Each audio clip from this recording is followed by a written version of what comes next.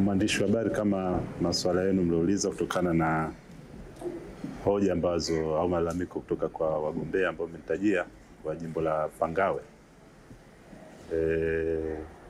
Ni kweli asubuhi nilipata malalamiko kutoka kwa mgombea wakilishi wa jimbo la Pangawe ndugu Omar Said Shaban kwamba katika kituo cha kupiga kura mapema Kijitopele, maafisa waliokuwepo pale na mawakala walikuwa hawana daftari, na baada ya kufanya mawasiliano tuligundua ni kweli na tukasitisha zoezi lile ili kwenda kuangalia kuna tatizo gani.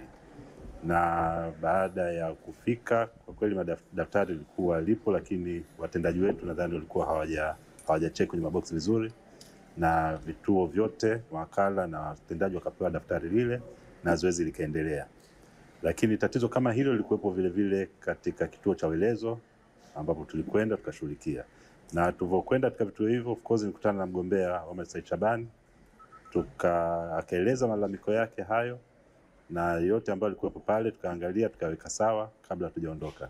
Lakini kwa kituo cha Haile Selassie tulikutana na mgombea na nakumbuka tulisalimiana naye, hakusema lolote kama malalamiko, na tulionana na afisa wa jimbo pale, na yeye alitueleza zoezi lilikwenda vizuri, na baadhi ya mawakala ambao nilijaribu kuwahoji hususan kuangalia kama daftari walikuwa nalo na kila mtu alikuwa anaenda pale katika utaratibu unaotakiwa, wote walithibitisha kwamba utaratibu ulikuwa unafuatwa kama kawaida.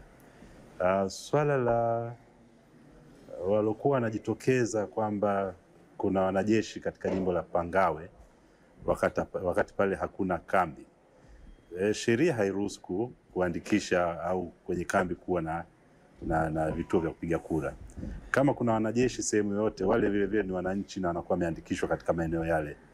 Kwa hiyo pale ambapo wanakuja kuombewa, wale wote ambao watakuwa nasimamia shughuli za uchaguzi siku ya uchaguzi, ambao wanatoka kwenye ni polisi, wanajeshi au vikosi, yale maombi yao yanayoletwa wanaangaliwa vile vile wameandikishwa wapi, kwa sababu ndio sehemu ambayo atakaoenda kupiga kura.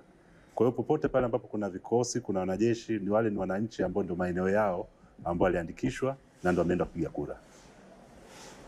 Hoja nyingine ambayo swali lingine ni kwamba kuna watu wanavishwa nguo za jeshi ambao wao wanadai kwamba sio vyombo vya ulinzi. Sasa kama wanayo majina ya watu ambao wamevalishwa nguo za jeshi na uthibitisho, nadhani ziko sehemu zinazohusika wanaweza kupeleka. Lakini sisi tumepokea maombi kutoka katika taasisi hizo ambazo watu maofisa hao ambao watashughulika na masuala ya uchaguzi siku ya tarehe 29, na zimejazwa form na sisi tuna utaratibu wetu, na ndio maana tukapokea na tukatoa hiyo orodha wale wote ambao wanatakiwa. Sasa mtu ambaye amevaa uniform hajavaa uniform, mimi si mwajiri wa jeshi, siwezi kumjua yeye. Sasa ambaye ana uthibitisho nadhani anaweza kujua wapi kwenda ili kuweza kupeleka malalamiko yake kwamba huyu si mwanajeshi, lakini siwezi kumjua nani ni jeshi nani si jeshi.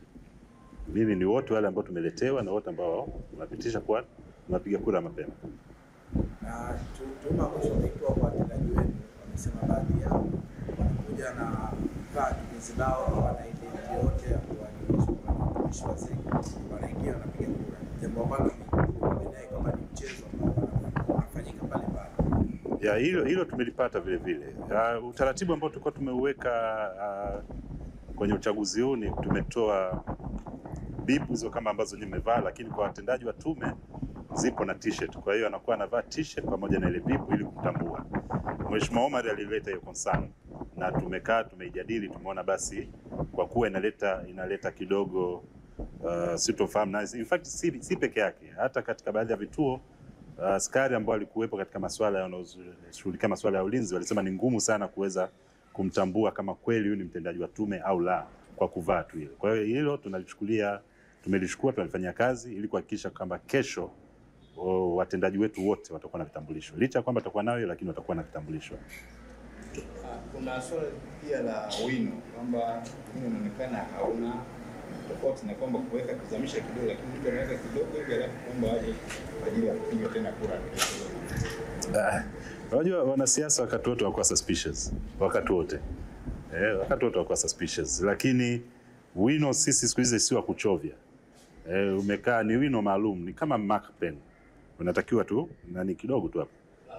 na ule unaweza kukaa nao mwezi mzima hautoki. Lakini sasa wanakuwa kila kitu wako suspicious. Sasa sijui kama kila anayetoka anamchukua kumwangalia kwenye mkono kama na wino au hana wino, lakini mimi na uhakika kwamba watendaji wetu kila ambaye anakwenda anapakwa wino ili kesho asiweze kuapia katika neno. Na pengine sijajua kama itakuwa itakavyoona itakuwa. Wanasema nadhani kuna watu wengi tofauti na jinsi ambavyo inaonekana hata idadi yao. Kama mnaweza pengine, je, mna takwimu kamili za kulingana na jinsi ambao watu wameomba kwa ajili ya hii kura ya mapema? Siwezi kukupa sasa hivi kwa kila kituo, lakini wote ambao wanakwenda katika kura ya mapema orodha zao zipo, na nyinyi kama ni wachunguzi mnaweza mkakuta zile orodha kwa kila kituo, sababu tumetoa orodha zimekaa kwa siku 7, orodha zile kwa siku 7. Kwa hiyo kubwa ni kwamba wanapofika tu pale, anapotoa kitambulisho chake cha kupiga kura, akiitwa jina lake, mawakala wote wanaangalia katika nanile na wanatik, then anaendelea na process nyingine. Kwa hiyo ile orodha tulitoa kwa kila kituo, ipo orodha. Nyingine labda kwa kumalizia, ungewahakikishia vipi umma kwamba wale ambao leo wameshiriki kupiga kura kwamba kesho hawatashiriki na tume itaendelea kusimamia uchaguzi kwa misingi ya haki na taratibu zote? Kesho hawezi kushiriki. La kwanza kwa sababu tayari atakuwa katika daftari, kuna tick, kwa hiyo inajulikana huyu ameshapiga. Lakini la pili atakuwa na wino. Lakini la tatu wengi watakuwa katika majukumu ya kikazi. Kuhakikisha kwamba yale malalamiko ambayo mengine mmesema mmeyasoma tayari ambao wamefanyika leo, kuhakikisha kwamba kesho hatojitokeza. Ndio tunaendelea, na unajua hii inakuwa ni mambo ambayo yanawafanya mara kwa mara sasa mrudi kwa watendaji kuwakumbusha kwamba kuna moja hili na hili lisije likatokea, na ile kuwa makini, sababu makini zaidi unatakiwa, sababu kwa swala kama leo lilotokea asubuhi ni kukosa umakini. Kwa hiyo hilo ni kitu ambacho tunakumbusha, na jioni tutakuwa na kikao na wote kwa ajili ya kuhakikisha kwamba kesho maana kesho ndo ni siku kubwa ambapo tutakuwa na wapiga kura wengi kuliko tulikuwa nao leo. Kwa hiyo kuhakikisha kwamba hamna changamoto nyingine yote ambayo inatokea.